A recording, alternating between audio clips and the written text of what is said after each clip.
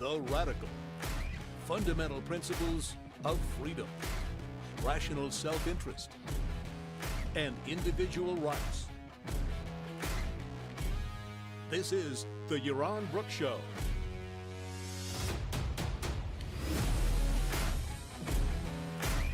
All right, everybody, welcome to Yaron Brook Show on this Tuesday, last day of January. It's 2023.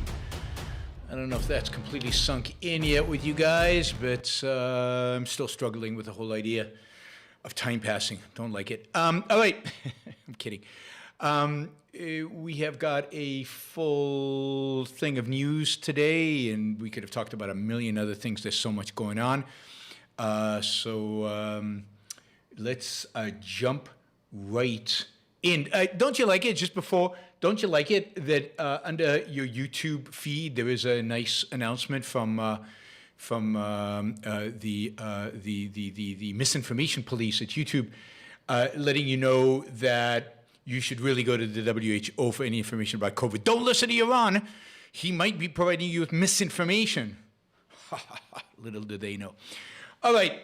Let's jump in with police reform. We talked a little bit about this yesterday, and I've been talking about it really since the summer of 2020 with BLM and just just generally the pathetic performance of police, both in the Floyd case, in the case now, and of course during the BLM riots themselves. So I was, and one of my main themes has been what we need is better trained policemen. We need to professionalize the police force. We need to increase training significantly. Our police are pathetic. It's not so much their fault. It's kind of the expectations that we place on them. Now, it is the fault of the particular police cop that beat up Tyree. I'm not dissolving them on fault. But the system as a whole is corrupt. See, I do agree with BLM in the end. The system as a whole is corrupt. There is systemic malfeasance here. There is a real problem with policing. And the problem is not, as it turns out, shockingly, what BLM thinks. It's not that there is too little money spent on policing. It's not that there's too much money spent on policing, as the defund the police would likely to believe. It's that there's too little money spent on policing. It's not, as the defund the police would argue, there are too many policemen. It's that there are too few policemen out there. The real problem is not that our police are overtrained, it's that they're undertrained, and significantly so. So I was really happy to see yesterday a story, I think it was yesterday, by Noah. He's got No Opinion, which is Noah Smith's Substack. I follow Noah Smith. He's kind of on Substack. He is a left of center, who writes a lot about economics. I find him, first of all, I think he's one of the mostly honest of the left of center economists. I find a lot of what he writes interesting. But generally, it's valuable to follow these kind of people because this is the more reasonable enemy. So you better be able to answer their arguments. If you're going to be able to defend capitalism, to defend liberty and freedom, you better be able to answer the objections that somebody like Noah Smith has, because he's going to have the more reasonable objections out there. And in addition, he often has really, really good pieces that are really, really interesting that I agree with to a large extent. And he had one 2 days ago, 3 days ago, well, 2 days ago, January 29th, on professionalizing the police, which I thought was interesting because one of the things he does is he goes out and gets the statistics. So he saves me time to get some statistic about this, and it's really, really interesting in terms of policing. So obviously, defund the police was a complete failure, and increasing violent crime that followed the defund the police cry, where there was a direct consequence of defund the police, or not, made defund the police politically untenable. Every single jurisdiction that actually, where they talked about defund the police, that initiative lost. New York elected Democrat, but are very, very pro-police. Democrat Eric Adams, Minneapolis, rejected the defund the police, even if they'd approved it initially. And generally, the increase in violent crime around the country has made defund the police and reduce funding for the police, reduce the number of police, just political suicide across the country, even in places like San Francisco.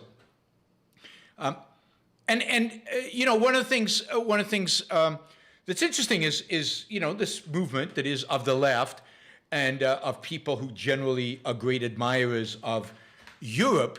I didn't look at how many police European countries have relative to the United States, and it turns out, shockingly and surprisingly, that Europeans have a lot more police than the U.S. At least most Europe does. So police officers per capita per 100,000 people.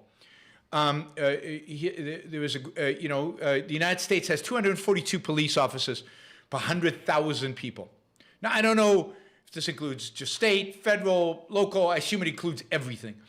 242 police per 100,000 people. Spain has more than double that. It has 534 police officers per 100,000 people. Portugal, 446. France, 422. Germany, 349. Austria, 335. Scotland, that's surprising, 318. Netherlands, 295. Ireland, 293. Australia, 264. So Australia is closest to the U.S. And then, yes, England and Wales have only 212.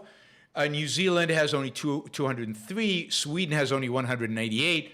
Sweden might be regretting that fact and maybe needs to boost the number of cops there because of violent crime is on a significant uptick there.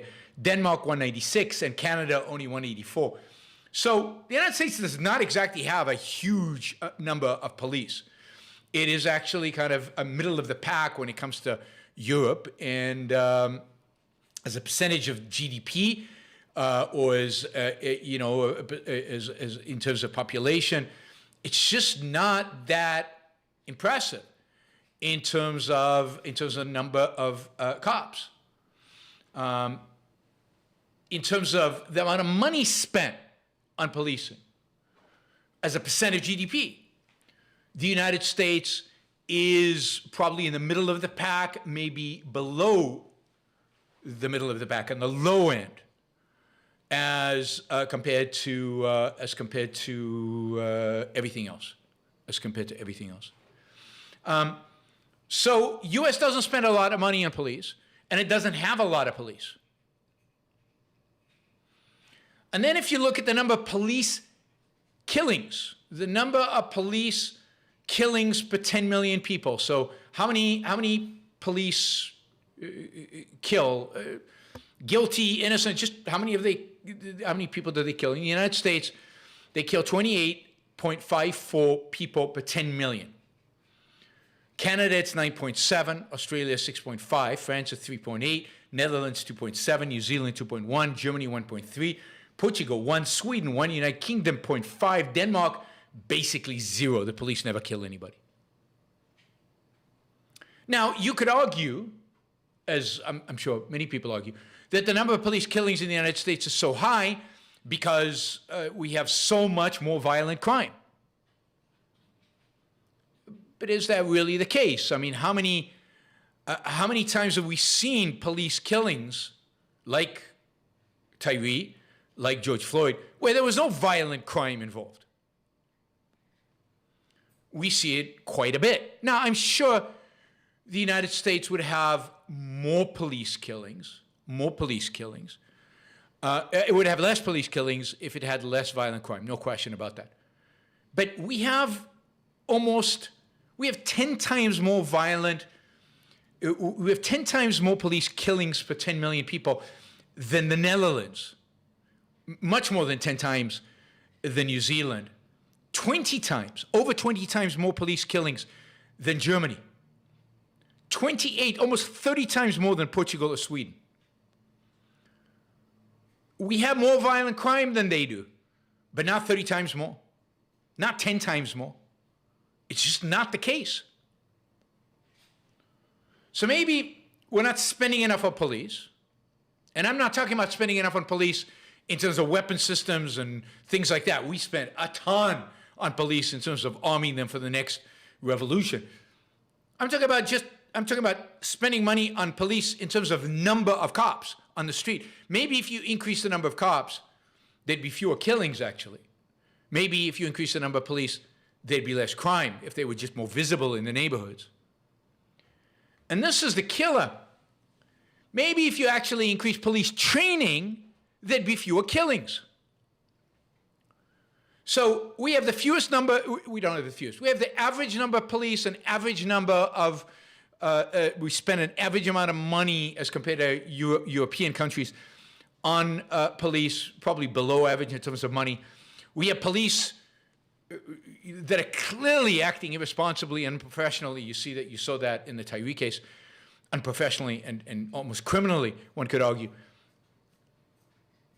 But we've got fewer police, so maybe we train them more. Maybe the fewer police, we train more. No. So Finland requires their police to go through 5,500 hours of training. 5,500 hours of training in order to become a policeman. In Germany, it's 4,000. In Australia, it's 3,500. In England, it's, I don't know, somewhere around just under 2,500. In Canada, it's 1,000. In the US, 550. To become a cop in the United States, on average, you need to go through 550 hours of police training. A tenth, 1/10 of what the Finnish you have to do for Finland.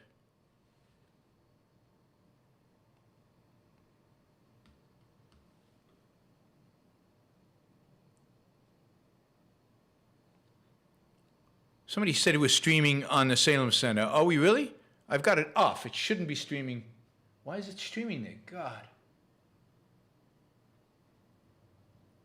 Wait, I'm gonna. Why is it streaming there?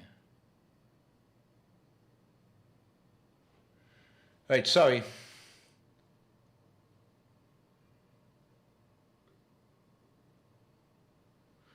Wow, this is should be pretty straightforward. I toggled off. Anyway, we spend a tenth of what the Finnish spend. We spend about half of what the Canadians spend. We spend a fifth of what the British spend, an eighth of what the Germans spend per cop on training.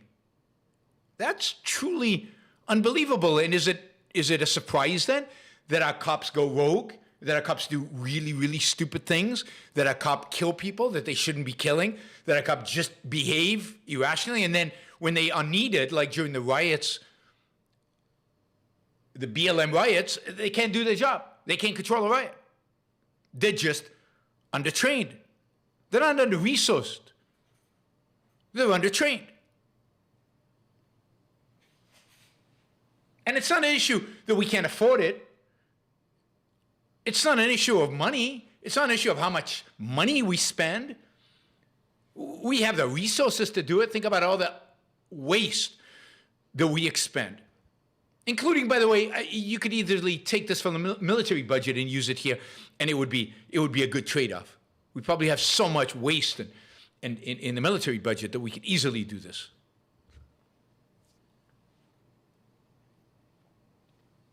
Or compare how much we require police to be trained as compared to how much we require plumbers in order to get a plumbing license. In order to get a plumbing license, now this is absurd in and of itself. In order to get a plumbing license I guess on average in a state in the United States, you have to do 3,500 hours of training. In order to be a cosmetologist,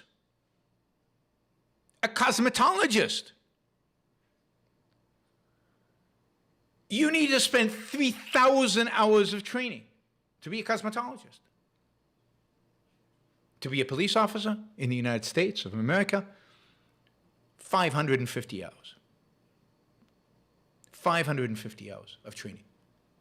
I mean, if that's not absurd and nutty and crazy and insane, I don't know what is. It's not even funny. It's truly disgusting and ridiculous. So to shampoo hair, you need more training than to be a cop. Again, no surprise, Tyree or anybody else who's been assaulted by the police. No surprise. They don't know what they're doing. They have not been trained. They have not been given the educational resources to do this. Now, this is not going to change. Now, why is this not going to change? Who is the biggest lobbyer not to increase training? Well, the police union. They want more money, less training. More money, less headache. Sadly, it's the police who are doing this.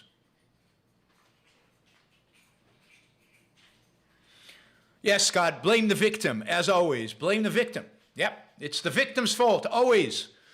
Don't blame the actual person who engages in the assault. Don't engage in the person actually doing the killing. Blame the victim. That's good. That's good. Typical Scott. Makes me angry. 550 hours of training for a police officer. 3,000 for cosmologist. 3,500 for plumber. That's all you really need to know. We need more police. We need more money spent on policing. And we need a lot more money, and a lot more time spent on training. And that just should pop out to you in the numbers. It's just there. There shouldn't even be any question about that. No question about it. It's just not even an issue here. Police officers should have much more training than a plumber. They should be 10x the amount of training. How to diffuse a situation, how to overcome somebody who's being violent without killing them. I mean, I could easily fill up the curriculum. It's not that hard. But the solution today in America is let's just beat them to death. Or let's just not engage. Or let's just not do our jobs. All right, I mean, there's a lot that can be said about this, but training like getting police to communicate more, explain their actions, respond to concerns. When you're pulled over by the police, often you are stressed, you are scared, maybe you're even angry. It's the police job. They are the trained, supposedly, professional who's supposed to be the calming element, who's supposed to be there and calm the situation down, explain what you've done wrong, explain how you remedy the situation. I mean, when I just get stopped for a traffic stop, clearly my heart rate goes up. And what do I have to worry about? Nothing's going to happen to me, and yet, what the hell? Why is he stopping me? What's going on? And then, me being confused and not sure exactly what's going on and why the police are stopping me and stressing over it. It's my fault if I get beaten to death, Scott? God. So, yes, they need to get trained and better communicate, explain their actions, respond to their concerns. They need to be able to subdue somebody without having to resort to mortal force and so on. But anyway, let's quickly go. All right, let's go to the next topic. China's long arm. Here I want to, this is one that's important to me personally. So when I was in China, I don't know, this is probably in 2011, 12, 13, 14, 15, something around there. I was invited to give a talk about Ayn Rand and about objectivism and about capitalism and about freedom with no restrictions at a bookstore that was actually underground below it was in the, basically in the subway station, below the library, the Shanghai Library. And it was this big space with books, and they were selling books, and they had Ayn Rand's books there. And this was a bookstore, Shanghai's Jeff Feng bookstore, which hosted me, and I was I got to deliver a talk. The room was packed. There were well over 100 people there, maybe 200 people there. I can't remember exactly, but it was a packed room. And I remember there were two talks. One by a local objectivist, a Chinese objectivist, who is, I don't know where he is today, but for many years was very active in promoting Ayn Rand's ideas in China. He gave a talk kind of summarizing objectivism, a PowerPoint presentation. I gave my talk, I think, on the morality of capitalism. And people were there and they hung out, and it was this amazing bookstore, and it was an amazing experience. The owner of that bookstore, Yu Miao, who I met at that time and who turns out has been running this bookstore for quite a few years. And the bookstore was a bastion, was a place to go and meet other people interested in classical liberal ideas and ideas of liberty. It was a bookstore where classical liberal thinkers were invited to come and speak, where they did book signings. I did a big book signing at the event. I think maybe it was when Free Market Revolution came out in Chinese, and I signed a lot of Free Market Revolution copies, and they were sold at the bookstore. I know Ayn Rand's books were sold at this bookstore. And this is something that they did on a regular basis in China, in Shanghai, at this bookstore for years. And the authorities never really liked it, but they very much tolerated it for many years. And the bookstore became, if you will, kind of an intellectual hub for dissenters and for people who believed in liberty and believed in freedom and had some connection to China. Over the years, as the Xi regime grew in its influence and its power, it slowly started, if you will, shutting down these places like this bookstore and silencing opposition voices. And the bookstore was a victim of that. And by 2018, sadly, the bookstore had gone out of business. Basically at the urging of the regime. That is, its lease was not renewed because the Chinese regime would not let them renew the lease for this subversive bookstore that allowed people like me to speak in it. The owner of the bookstore then moved to the United States. He has 3 children, and all the children are studying in the U.S. They're going to, one of them is going to grad students, the boy, and then he's got twin daughters who are finishing up, I guess, high school. They're 18 years old. Anyway, last year his wife went back to China to care for her elderly mother. And when she tried to come back to the United States, she was told she could not leave.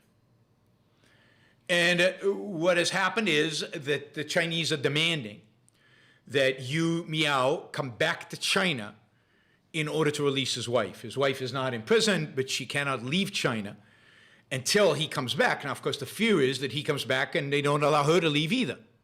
Otherwise, I think he would have gone back a while ago. And then the kids are stranded in Florida without their parents. There is an international campaign right now, I think, to highlight this story and to try to get Yu Miao's wife released from China. This is the kind of stuff the Chinese authorities are doing all over the world, primarily to Chinese who live in the United States. They're accusing Yu Miao of publishing anti-Chinese articles, 3 in particular. He claims they were published anonymously. He claims he did not publish those. Those are all published in the U.S. He claims he did not publish it, but it doesn't really matter if he published it or not. He lives in the United States. Now, note that he is not a citizen. If the United States had balls, which it doesn't, it would provide U.S. citizenship to anybody who the Chinese threaten in this way. They would give him a U.S. passport right now. And then let him travel to China if he's going to travel to get his wife out on an American passport. At least make it a China-U.S. issue. But they won't. Of course they won't.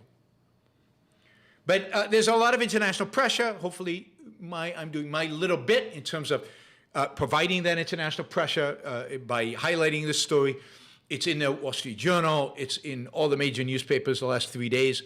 I know this guy personally. He is a real champion of, freedom.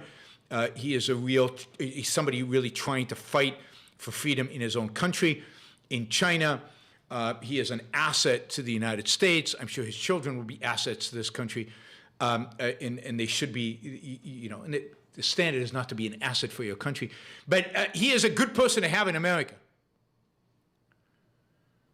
And the idea that the Chinese, with their long arm, can have an impact, and they do this in subtle ways. You've heard stories about Chinese police operating in the United States and Canada. It's not exactly that, but they have their agents here who monitor Chinese students, who make sure they don't misbehave, who make sure they don't become too involved in anti-Chinese organizations. I'll probably do a show on this. The Chinese are very involved in the West in monitoring their own citizens and in making sure that they behave themselves and don't turn against China.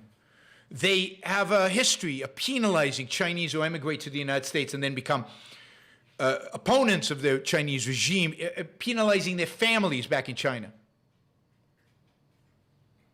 So, this is a real issue. Here's an issue of sovereignty. This is really, as Gail says, creepy and scary. It really is. And the United States government should be much, much, much, much more aggressive in dealing with this and in putting the Chinese in their place and in protecting the rights of people who are residents in the United States. And one way we could do that is by offering them all citizenship and making them Americans and let the Chinese come after Americans if they're going to come after anybody. All right, let's see.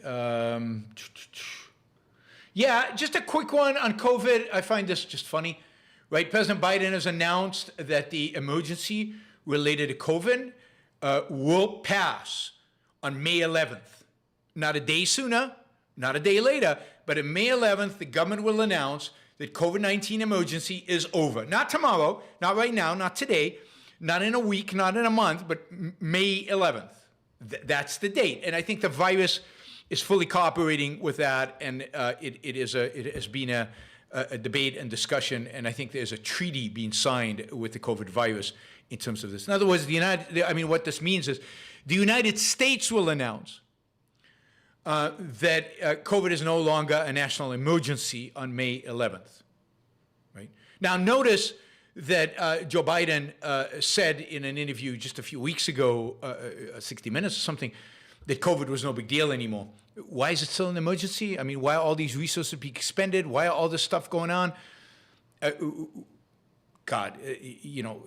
11th, the bureaucracy has decided, don't worry, they know what they're doing, they're on top of this. All right, I was going to do a story in China, but then I flipped and decided, I talked about doing a show on vaccine stuff, and just going over the vaccine stuff and just showing you systematically how bogus all this sudden death and all the vaccine nonsense is. God, and I just find that so ridiculous to devote, and maybe I still will devote a whole show to it. But what I think I'm going to do is every time I see one of these ridiculous stories about the vaccines, I'm just going to use our news shows to show you that it's stupid, that it's wrong, that it's just a complete misinformation and disinformation, a complete non-objective presentation of the facts. And I'll do this, every couple of days or every few days as these stories hit. They usually hit on Twitter. And we'll see. Maybe I'll still have to do a whole show to do it. Maybe I don't. But here it is in terms of vaccines. Just one little example, but I get this several times a week. No, several times a day. Sorry, several times a day. I find on Twitter these kind of stories. I just picked this in random because it crossed my Twitter 3 hours ago, and it just... All right.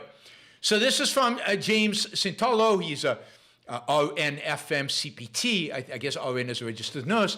His Twitter description says he's an expert on medical and nutritional health, although his tweets don't reflect his employer's opinion. Who knows who his employer is?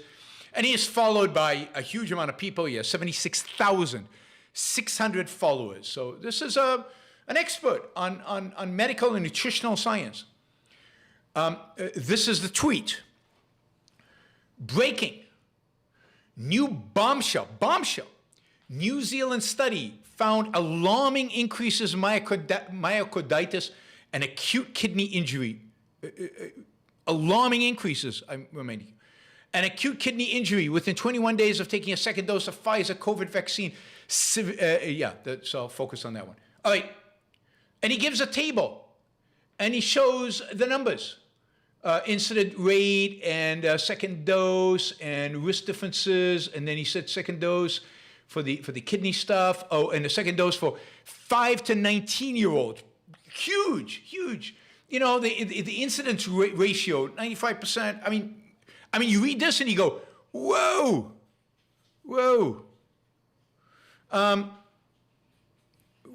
Alarming. This is truly alarming. I just look at this table and I read his tweet and I go, study found alarming increases. And this is not just any study, right? He doesn't link to the study, of course. They never do. He links to, I think, his Substack, which only then links to the study. But, you know, as good researchers do, I went to the study. So I went to the study, and I read the study. And the study finds the same thing that everybody else finds. They find an increase in myocarditis among people who receive the vaccines. A very, very small increase, alarming, but not alarming, very, very small increase in myocarditis.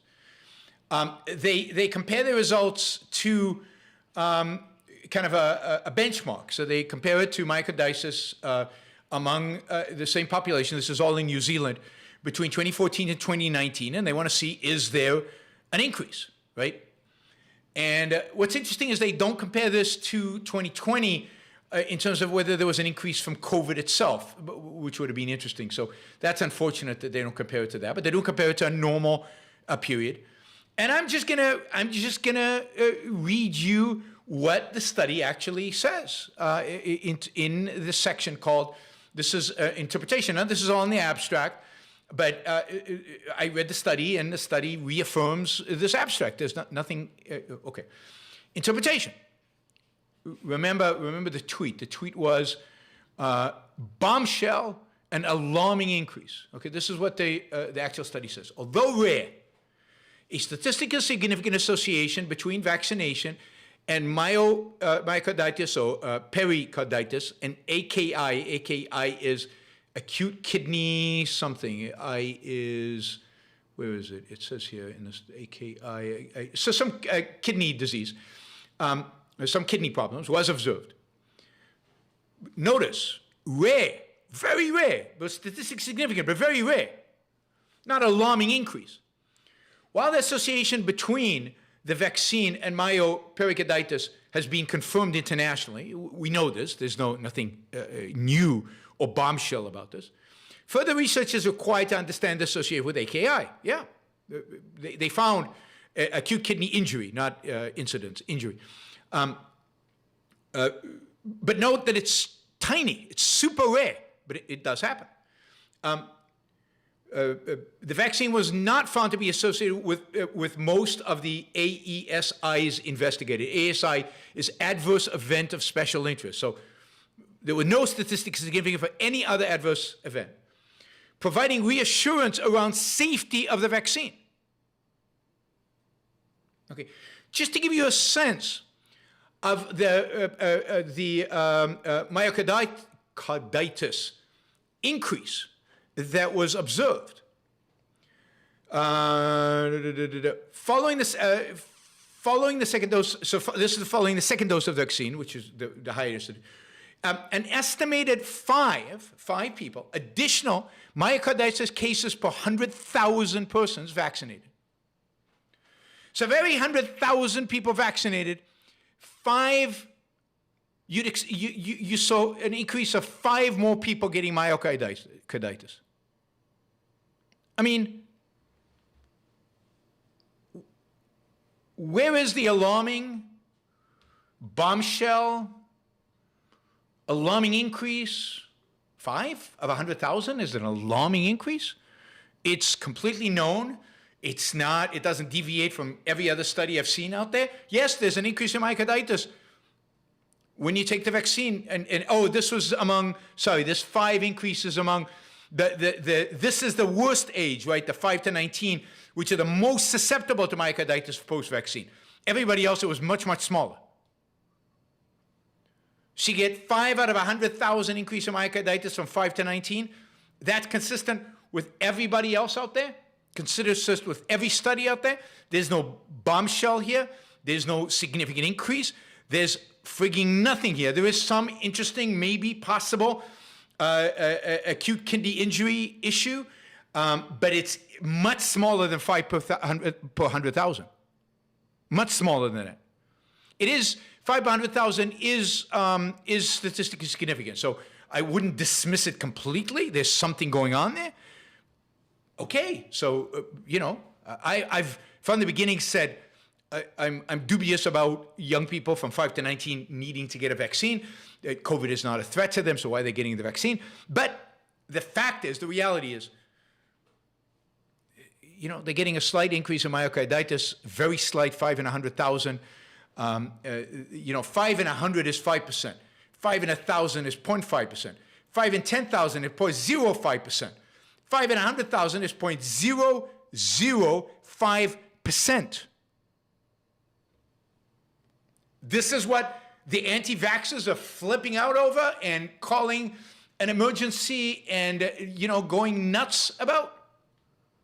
This is truly insanity. Insanity. There is literally no evidence out there that COVID vaccines have increased death, have increased hospitalization because of heart disease in any kind of significant manner, at the very, very margin, a tiny fraction. Thank you, Jeff. Jeff says, please short clip this fact segment for sharing. I will, don't worry, or I will tell Christian to do it, and we will do that. So thank you, Jeff. Jeff took us over the limit, so we've made 250 without me even having to ask. But that's because Armin here put in $100 at some point. There he is. Armin put $100. Vladimir, thank you. Gail, thank you. Let's see who else put in without a question. And Nichols, thank you. And I'll get to your questions now. So what I think I'll do is I'll just sprinkle in these vaccines things because it happens so often. I'll sprinkle these in along the way as we go, as I read these studies. I don't know why I'm wasting my time reading these studies. I'm doing it basically to educate you guys and to try to bring some, for you to realize how ludicrous these people are. I mean, there are massive issues with COVID response. Lockdowns were immoral.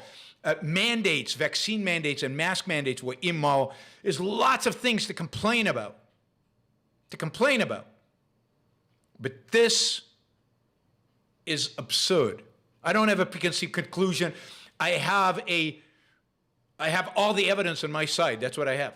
My conclusion is a consequence of the evidence. And every time somebody presents me with evidence to the contrary, I actually go and read the studies, which nobody else does.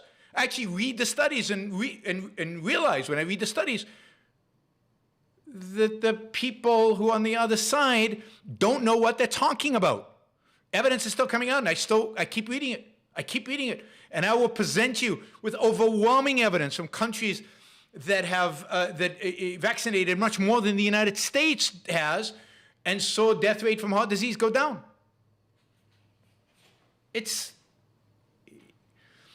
you can take study by study, every individual study. This is the mentality. It's a mentality they won't accept. They bought into conspiracy theory. The same thing with Trump. The same thing with the last election. The same. Evidence doesn't matter. Evidence doesn't matter.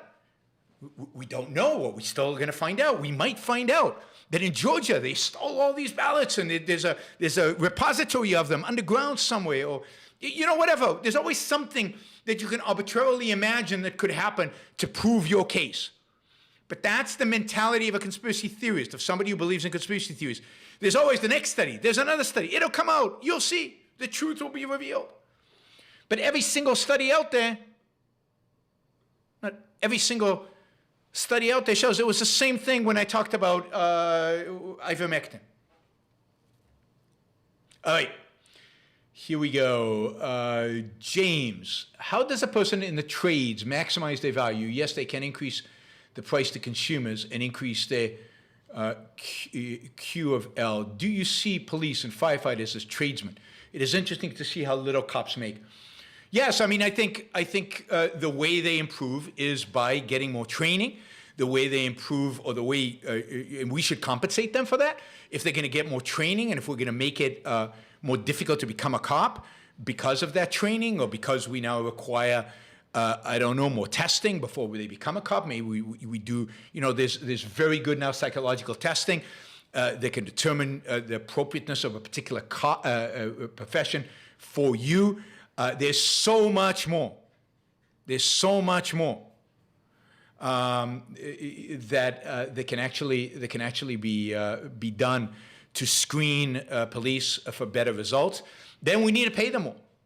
And that's what needs to be done. We need to actually go up and pay cops more, and you know, have more respect for them. But that's how you maximize your value, by increased training, which increases your productivity.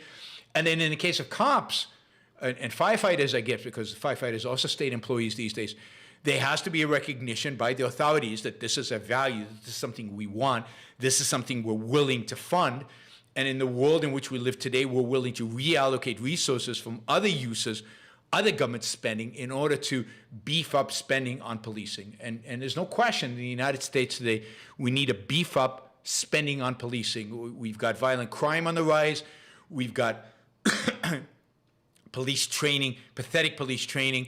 We need to increase, and we don't have enough police. We need to increase the amount of police. We need to increase their training, and we need to improve all of that. And we need to put the pressure on the police, on our politicians to do that. Big Worm says, just paying for my content, but might I recommend looking into StreamLabs to receive tips? Small monthly fee, but they only charge normal processing fees, nothing like YouTube Cut. I'd love more of my money to go to you. All right, I'll look at StreamLabs. Does that require me to stream the program on StreamLabs, or just to use it to get tips? I'll do a little bit of research and check it out. Maybe Christian can also do some research. Okay, a question from yesterday that I didn't get to, or he asked it right as I was shutting down the show. Why would a free objectivist country fail? You know, the only reason it would fail is if it was small and militarily weak, and you know, countries outside of it who are stronger would, you know, force it to fail. That is, they would use force against it to prevent it from failing. So imagine you, I don't know, took over the Cayman Islands and turned the Cayman Islands into an objectivist haven, and you established free banking on the Cayman Islands, true free banking, and, you know, with true banking privacy and everything, and you legalized drugs on the island. How long before the United States would shut you down for drug trafficking and for money laundering? So it's things like that. I actually don't think the United States and other countries in the world would allow a truly free objectivist society to exist. They would use force against it. There's nothing internal to the state itself for it to fail. So there's nothing inherent in objectivism that would make a free objectivist country fail.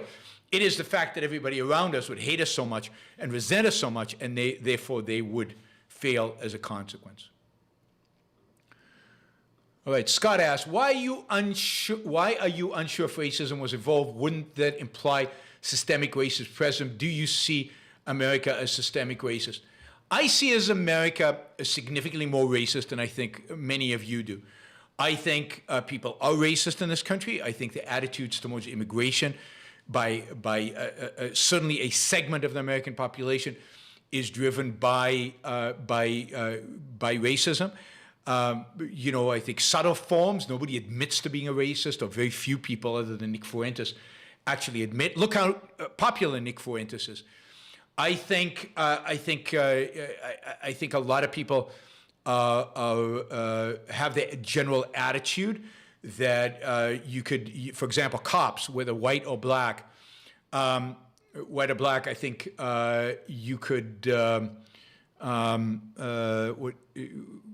that you could beat up a black guy that you stop in a traffic cop, but probably not a white guy, that you couldn't get away with it with a white guy.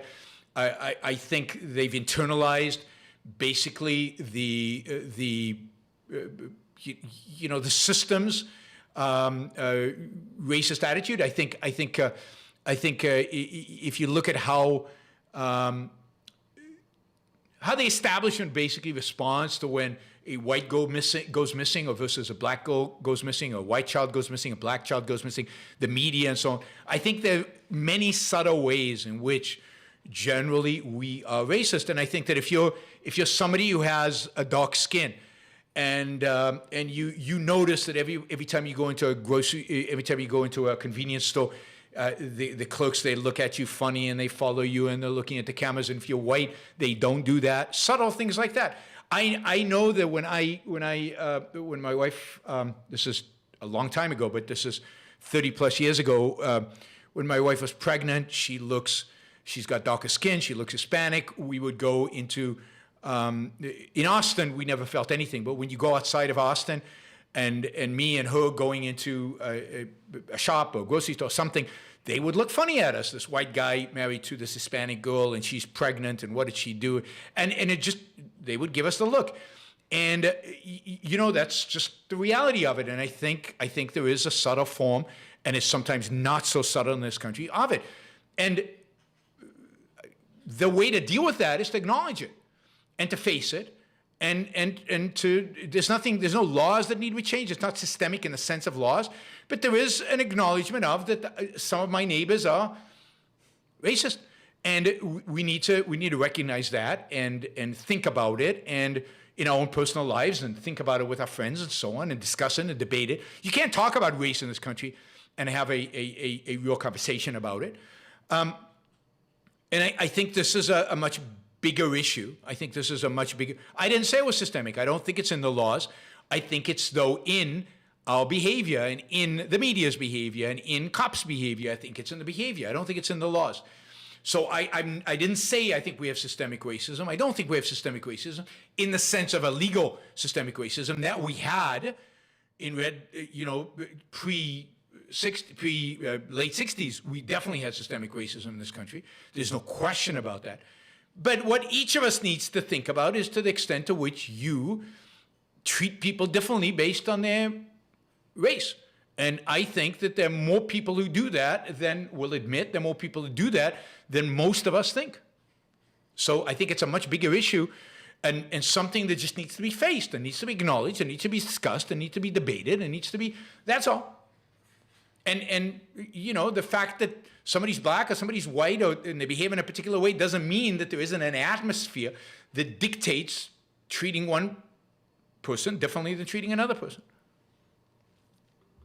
Yeah, and there's certainly in our educational establishments in many places, and certainly in our laws, there is anti-white racism. That is, there's no question that affirmative action and all the different variations of affirmative action and all of that is racist. It's call it anti-white racist, or anti-whatever racist. But yes, treating people based on the color of their skin, plus or minus, no matter what the color of their skin is, including white, is racist. At the universities, critical race theory is a racist theory. I've said this a million times. White fragility is racist. All of those things are racist. Anything that acknowledges the existence of race and requires you to change your behavior because of it, requires you, to change your judgment of people because of it, is racist. And I think all these modern theories are racist. Racism, unfortunately, is very, very, very prevalent in our society in all directions, and that is incredibly sad. Franz says, most police in Germany look strong and competent. Yes, and in America, they look overweight and incompetent. They look like slobs. They don't look efficacious and indeed competent, that they could deal with the situation. Without, they are strong, but they don't need to use their strength. That is the ultimate of being strong, when you don't have to actually use it because you can convey that confidence and strength. Big Worm, supplemental, please release a clip with your status about the police and dollar compared to the rest of the world. I want to share that badly. We'll release that probably tomorrow. Wesley Lopez, how would you respond to claims that Trump is an egoist in an objectivist sense? It's, where do you start? He is clearly an emotionalist. He's not guided by reason. He's constantly just, he's a baby who requires his emotions satisfied. He is a narcissist. That's not egoistic. He responds when challenged with emotionalistic attacks. Think about what he called Carly Fiorina in the debates. He went after her looks. In every single aspect, this guy is an emotionalist whim worshiper. There is nothing egoistic about him because there's nothing rational about it. To be an egoist is to be rational. Trump is irrational in everything he does, except he's good at marketing. Big One says, tagged you on TWTR. Catherine Herridge has a tweet. Cops who killed Nichols had incredibly low training, 5 days training to be specialized unit. I am not surprised. Not surprised. Horrible. I'm glad you tagged me on it. I'll look for it.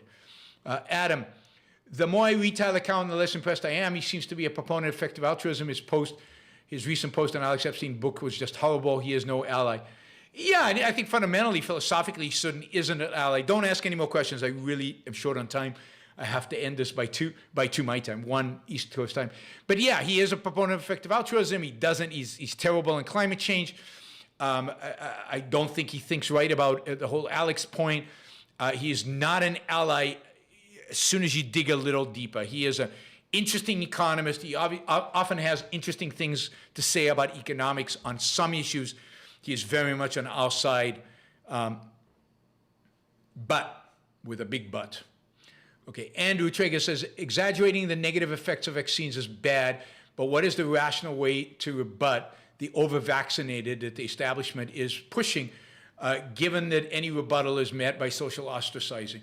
The way to do it is to talk about it. It's to talk about the fact that young people, all the data shows that young people are not horribly affected by COVID, and there's just no reason, one way or the other, to take great precautions to avoid COVID. If you're young, you'll get a cold, you'll get a flu, like symptoms, but the number of people hospitalized at young ages from COVID is so minor as to not be significant, and that's it. And then to show them, the study after study that shows that for young people, myocarditis is a small, tiny, minuscule risk of vaccines. And then you have to trade off the risk of myocarditis because of vaccine versus the risk of myocarditis because of COVID, and the risk of flu-like symptoms because of COVID. And for some people, it makes sense to get the vaccine, primarily if they're young and overweight or have any other kind of, and for some people, it doesn't make any sense to take the vaccine. And orient the whole vaccine and the whole COVID issue towards individuals making decisions for themselves, rather than a one-size-fit-all for everybody. And given that vaccines don't seem to dramatically reduce contagion, it's not an issue. It's really, vaccines are primarily an issue of protecting yourself, not from protecting other people. And the whole COVID discussion from the beginning had to be oriented around individualism. That's the problem, that it never was. But that's what I argued from the beginning. Let individuals make decisions for individuals regarding lockdowns, regarding masks, regarding vaccines. And I'm not against masks. I'm against government mandating masks, one size fit all. I'm not against vaccines. I'm against government mandates of vaccines, one size fit all. I'm for individuals making decisions for themselves. I think it's eminently rational that you're over 50 to get vaccinated. I think if you're under 30, it's a real question and should be left to individuals. It should be left to individuals over 52. But under 30, it really is, not a big deal if you're not vaccinated, I think. All right, Thank you, everybody. Really, really appreciate the support. And let's see.